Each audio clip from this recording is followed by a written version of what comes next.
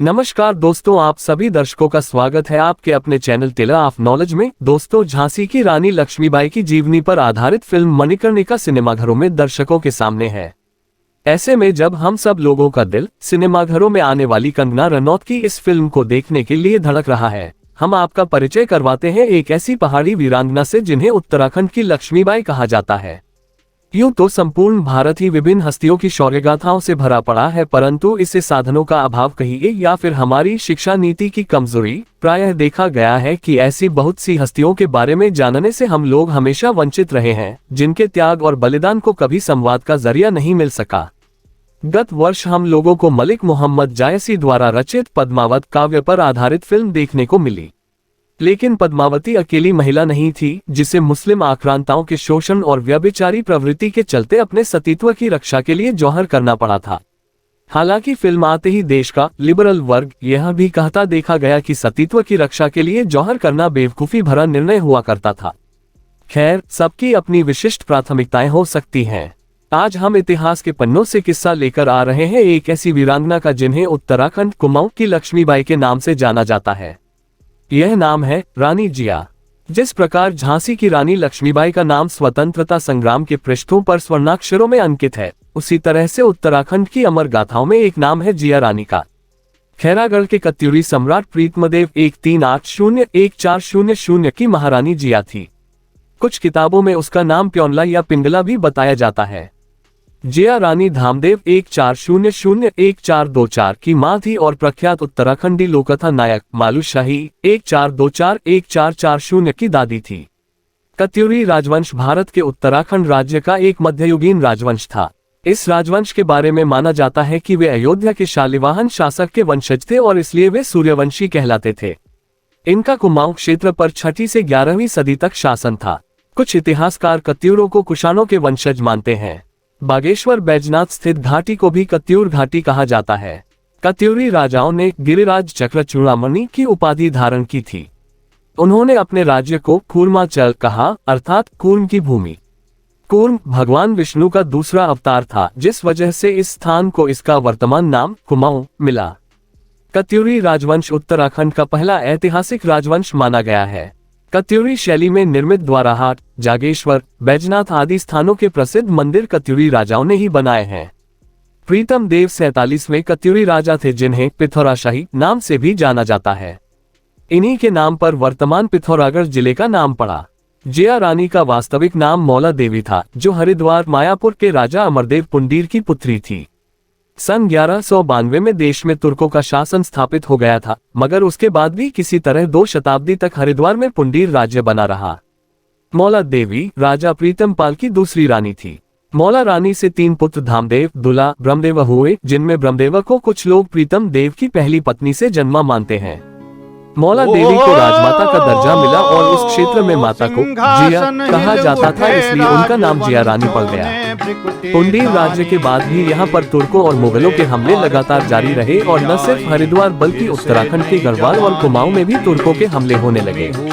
ऐसे ही एक हमले में कुमाऊं पिथौरागढ़ के कत्यूरी राजा प्रीतम देव ने हरिद्वार के राजा अमरदेव पुंडीर की सहायता के लिए अपने भतीजे ब्रह्मदेव को सेना के साथ सहायता के लिए भेजा, जिसके बाद राजा अमरदेव पुंडीर ने अपनी पुत्री मौला देवी रानी जिया का विवाह कुमाऊं के कत्यूरी राजवंश के राजा प्रीतमदेव उर्फ पृथ्वीपाल से कर दिया। उस समय दिल्ली में तुगलक वंश का शासन था। मध्य एशिया के लुटेरे शासक तैमूर लंग ने भारत की महान समृद्धि और वैभव के बारे में बहुत बातें सुनी थी। भारत की दौलत लूटने के मकसद से ही उसने आक्रमण की योजना भी बनाई थी। उस दौरान दिल्ली में फिरोज शाह तुगलक के निर्बल वंशज शासन कर रहे थे। इस बात का फायदा उठाकर तैमूर लंग ने भारत पर चढ़ाई कर दी। वर्ष 1398 में समरकंद का यह लुटेरा शासक तैमूर लंग मेरठ को लूटने और रौंदने के बाद हरिद्वार की ओर बढ़ रहा था। उस समय वहां वत्सराज देव पुंडीर शासन कर रहे थे। उन्होंने वीरता से तैमूर का सामना किया, मगर शत्रु सेना की विशाल संख्या के आगे उन्हें हार का सामना करना पड़ा। उत्तर भारत में गंगा जमुना रामगंगा के क्षेत्र में तुर्कों का राज स्थापित हो चुका था। इन लुटेरों को रुहेलखंडी भी कहा जाता था। रुहेले राज्य विस्तार या लूटपाट के इरादे से पर्वतों की ओर गौला नदी के किनारे बढ़ रहे थे। इस दौरान इन्होंने हरिद्वार क्षेत्र में भयानक नरसंहार किया। जबरन बड़े स्तर पर मत परिवर्तन हुआ और तत्कालीन पुंडीर राज परिवार को भी उत्तराखंड के निकौट क्षेत्र में शरण लेनी पड़ी, जहां उनके वंशज आज भी रहते हैं और मखलोगा पंडित के नाम से जाने जाते हैं। लुटेरे तैमूर ने एक टुकड़ी आगे पहाड़ी राज्यों पर भी हमला करने के लिए भेजी। जब ये सूचना जिया रानी को मिली तो उन्होंने फौरन इसका सामना करने के लिए कुमाऊं के राजपूतों की एक सेना का गठन किया। तैमूर की सेना और जिया रानी के बीच रानीबाग क्षेत्र में भीषण युद्ध हुआ, जिसमें तुर्क सेना की जबरदस्त हार मिली।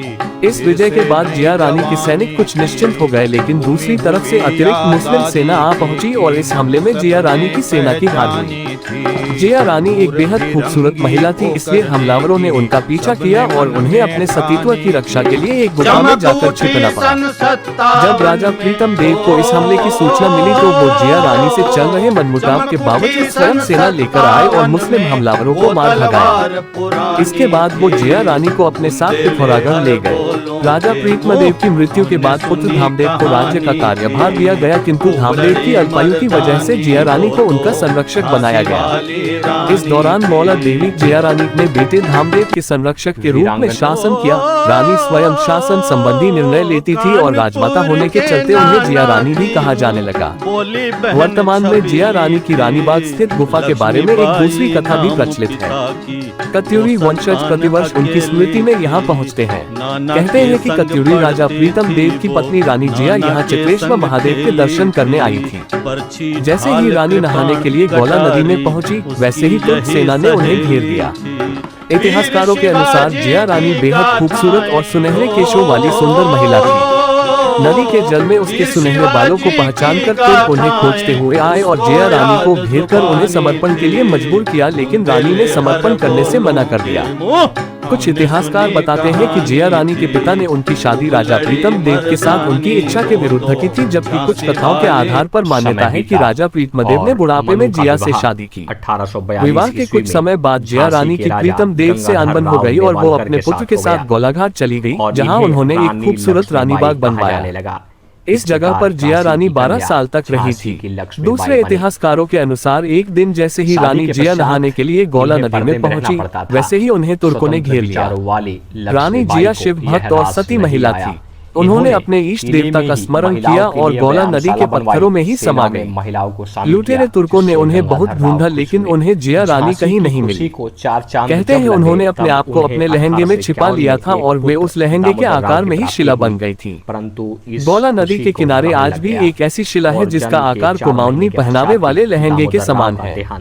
उस शिला पर रंगीन पत्थर ऐसे लगते हैं मानो किसी ने रंगीन लहंगा बिछा दिया हो। वह रंगीन शिला जिया रानी का स्मृति माना जाता है।